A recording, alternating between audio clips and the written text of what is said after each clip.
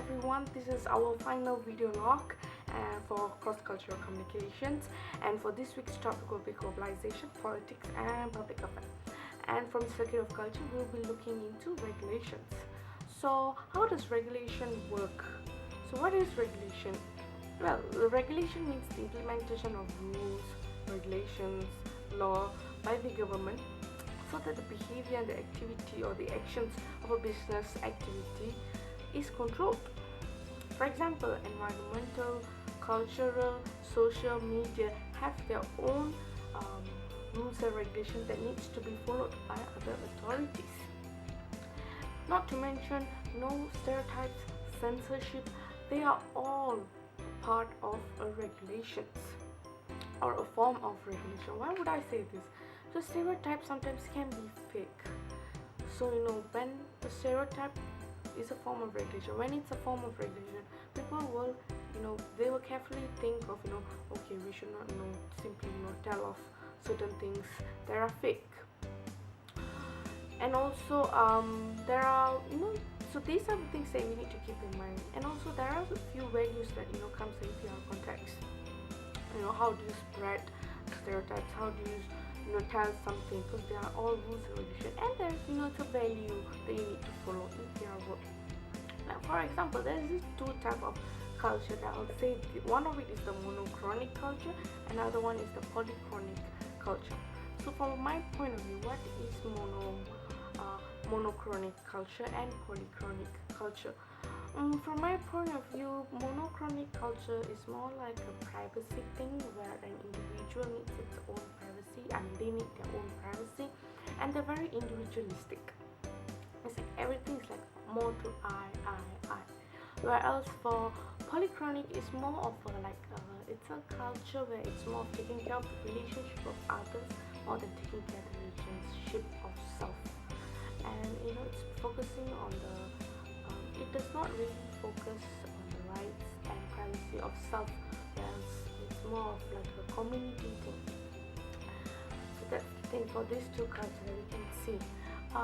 And also another thing that I like to focus will be on the Hofstede's principles that we have. I would say that I will talk on 5 of it. Yeah.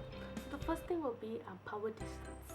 So what is power distance? Power distance is how power is distributed. It's like do they have positions? How are they distributed, like job scope and stuff like that. And according to there I went and searched on this statistics on how is it. So power distance in Mexico and Japan is higher. It's like more to they have it's really high, where they feel it's unfair for the other position compared to Finland and Norway, where they are not really high on power distributed or how power is distributed. And also the next will be uncertainty avoidance. Okay, so it's uncertainty avoidance is how do they tolerate, or how do they tolerate or keep up with the society. Whereas it's very important for people in Japan to take care of the community, to take care of the people more than I would say in Denmark and in Sweden. And also if we look into individualism and in collectivism, what is individualism? We all know it's more of yourself, taking of yourself, taking of your own rights, taking of your own privacy. So this I would say it's more countries in Scandinavian countries like Norway, Netherlands, and that part of the world. And collectivism is more like staying in society, taking a relationship in society. That will be more on the Asian countries. Definitely will be like in Malaysia, in Indonesia, in India, in Japan.